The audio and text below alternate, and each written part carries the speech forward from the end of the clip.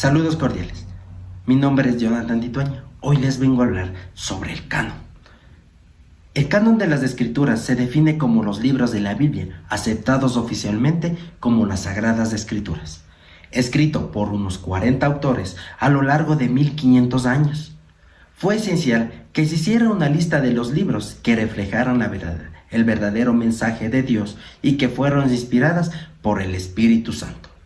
Aunque cada libro era un canon a los ojos de Dios, tal como fue escrito, el canon tuvo que ser identificado por los líderes religiosos, ya que Dios no dio ninguna lista para incluirlos. Los escritos inspirados habían formado parte de la herencia hebrea desde los tiempos de Moisés. La revelación de Dios a lo largo de los siglos se produjo por medio de una combinación de hechos y palabras. Así se confirma que un canon de escrituras es una colección escrita autorizada cuyas enseñanzas son preceptivas para los creyentes. También es una necesidad que surge de la naturaleza misma del proceso de revelación divina. A lo largo de esto, las palabras y la naturaleza de sus acciones se conservan para su pueblo. Estos testimonios escritos constituyen el canon. El primer canon fue el canon de Moratoria, compilado en el año 170 después de Cristo, que incluía todos los libros del Nuevo Testamento, excepto Hebreos, Santiago y Tercera de Juan. El canon del Antiguo Testamento no se compiló hasta después de la destrucción de Jerusalén, en el año 70 después de Cristo. Los principios utilizados por los concilios para determinar si un libro del Nuevo Testamento fue verdaderamente inspirado por el Espíritu Santo.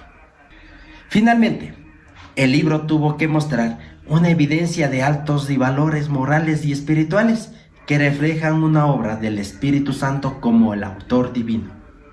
Lo más importante fue que es de reconocer que fue Dios, solo Dios, quien determinó que los libros pertenecían a la Biblia. Dios, a través de la inspiración del Espíritu, impartió a sus seguidores lo que Él había decidido. El proceso humano de recompilación de los libros y de la Biblia fue defectuoso, pero Dios, en su soberanía, a la iglesia primitiva, al reconocimiento de los libros que Él había inspirado, y esos libros se reconocieron como el canon de las Escrituras. Gracias.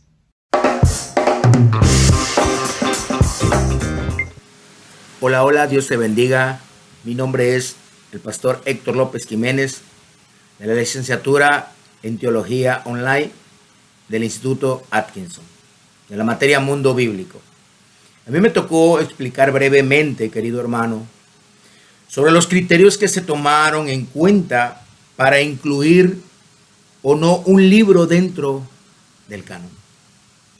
Los criterios que voy a mencionarte eran los criterios más básicos que se usaron en ese tiempo.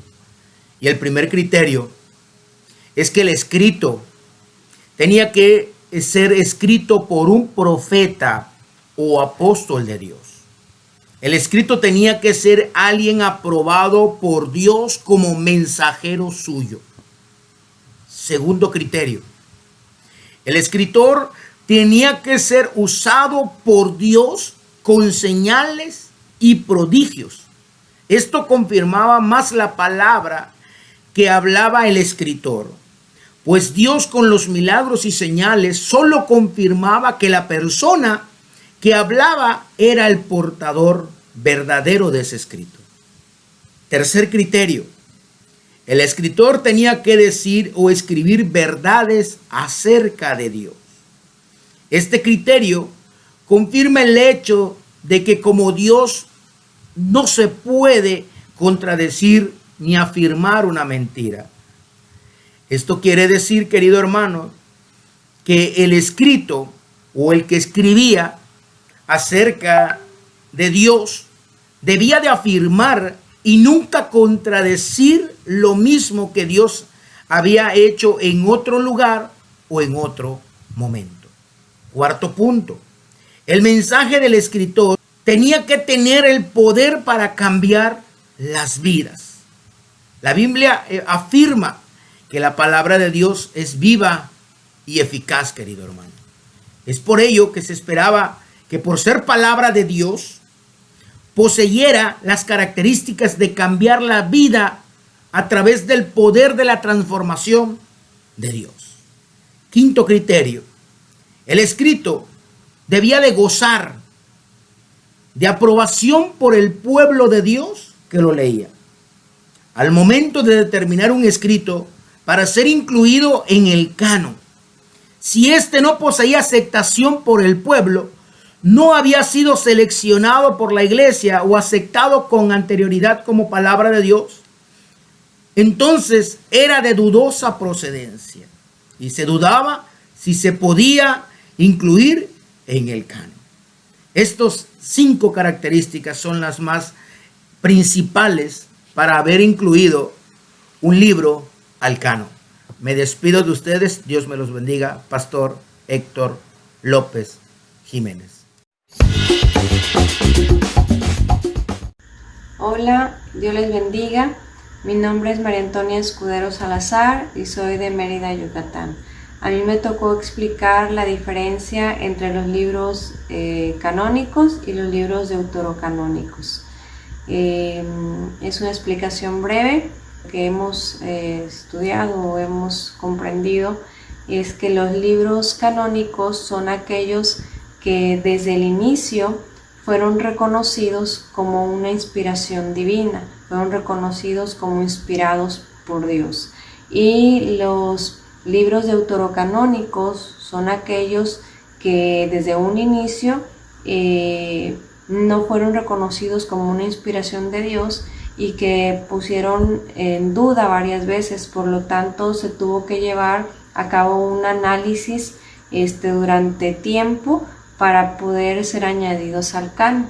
Entonces, la diferencia es que los canónicos no tuvieron ninguna duda desde el inicio, fueron siempre reconocidos como la inspiración de Dios, directa de Dios, y los deuterocanónicos son aquellos que no fueron reconocidos y que se tuvieron que poner en un análisis, en debates y analizándolos, ¿verdad?, hasta que después fueron añadidos al canon.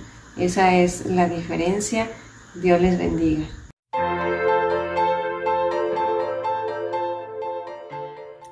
Sí, los libros apócrifos son libros de los cuales no están incluidos en el canon porque no son considerados inspirados por Dios. Los judíos no incluyeron ningún libro que no fuera hebreo.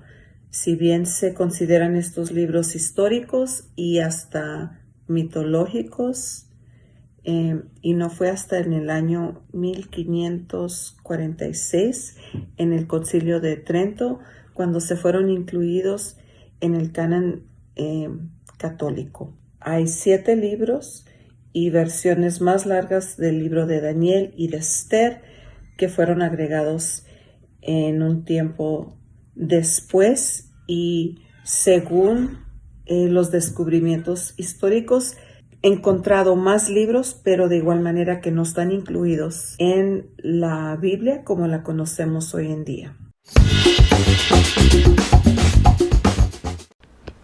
Bendiciones, mi nombre es Elizabeth Torres y vamos a ver una breve reseña histórica del canon bíblico. Respecto al canon de la Iglesia, los apóstoles y los primeros cristianos solo comunicaban de forma oral sus recomendaciones para la vida cristiana, pues los apóstoles no se dedicaron a escribir. Posteriormente, algunos comenzaron a escribir sus relatos. A partir del siglo II, comienza a proliferar los falsos evangelios y cartas apostólicas. Ahora bien, en relación a los libros del Antiguo Testamento, se consideraban 2 cánones bíblicos: el que usaban los judíos de habla griega, canon alejandrino, y el canon palestinense para los de habla hebrea. Pero el canon hebreo de 39 libros en realidad fue establecido en el Concilio de Jamnia, posiblemente en el año 90 después de Cristo.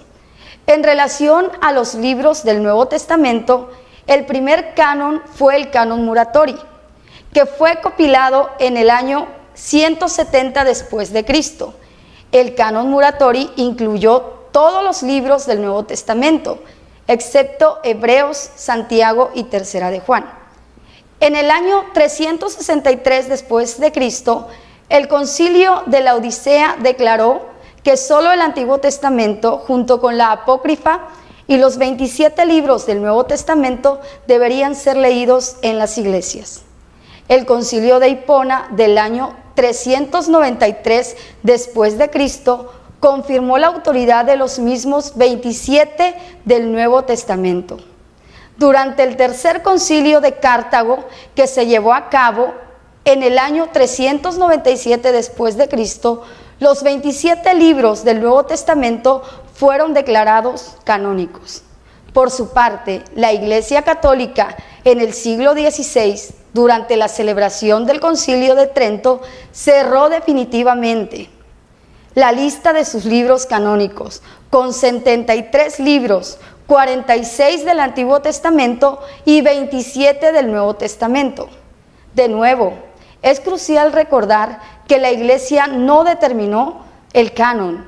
Ningún concilio primitivo determinó el contenido del canon. Fue Dios y solamente Dios quien determinó cuáles libros pertenecían a la Biblia. Bendiciones.